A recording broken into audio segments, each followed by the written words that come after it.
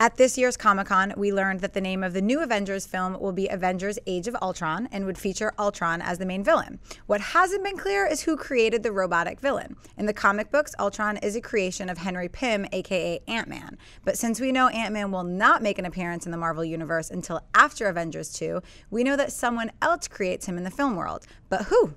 John and others have speculated that perhaps Tony Stark, aka Iron Man, may create him.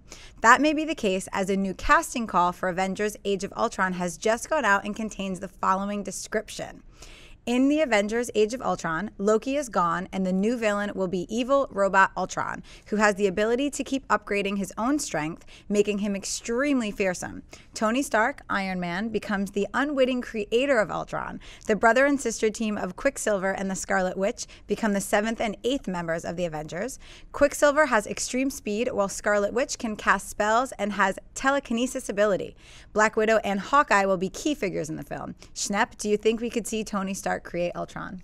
Well, I think they kind of they've spelled it out. Yes. I mean, they showed the Iron Man helmet turning into Ultron. So we know that Tony Stark is going to be the creator of Ultron. How it all happens, and if Hank Pym is not assisting him in some way, just because Marvel says a character's not in it doesn't mean that he's not in it. That's been proven. They're like, yeah, this isn't going to happen, then it happens. So whether he's going to have a large role or a small role, I'm sure it'll be a very small role. I'm sure the character will be introduced or not. Maybe I'm not sure because I don't know. But whether or not Hank Pym's in it or not, I'm positive that Tony Stark is going to be the creator of Ultron. I mean, they're basically spelling it out for us. Yeah, I agree. I disagree that I think there's any chance that Henry Pym is going to be in this. I don't think we're going to see Pym in this one. I'll take Joss Whedon's word on that one for now.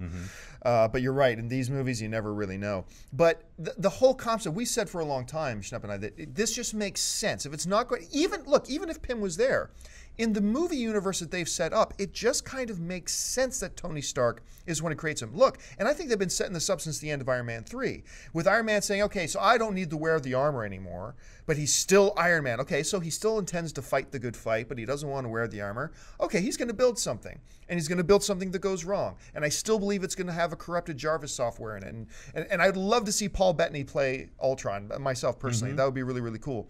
So I believe that. The one thing in this casting call, I'm going off on a bit of a tangent here, that I do not like is I'm liking the idea of Scarlet Witch and Quicksilver less and less and less and less. I fear they're overcrowding the Avengers.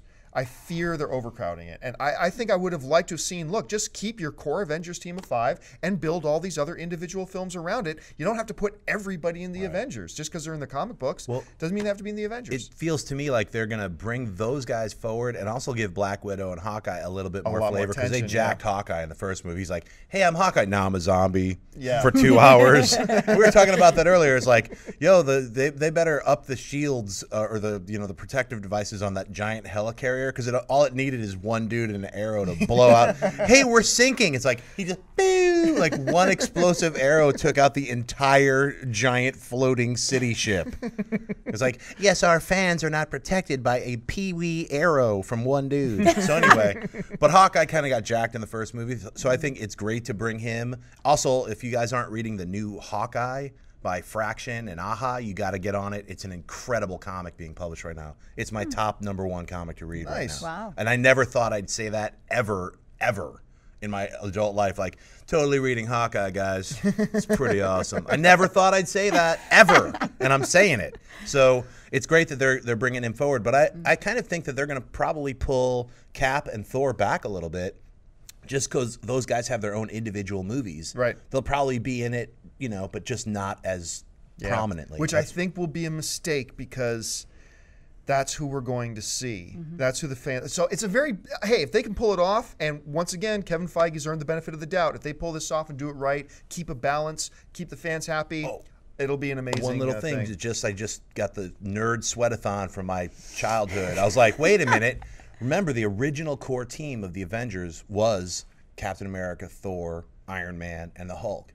And then Wasp and Ant-Man. But then a little bit later, Hawkeye, Quicksilver, Scarlet Witch, and who was the other one? There was one other. Batman. No, Batman and Captain. No, it wasn't Captain America. Those were the core members. Right. They swapped them all out, and the Vision showed up later. So I think the Vision is going to get introduced and also be a byproduct creation of Tony Stark and Ultron. Yeah. So yeah, I think this is how they're going to introduce Vision. I do. Yeah. So I think they're kind of going with like, hey, you know, if number 1 covered the first 20 issues, number 2 we go into where Hawkeye takes a more leadership role of the Avengers. Because that's following the way the old comics in the 60s were. And Quicksilver and Scarlet Witch were like prominent team members.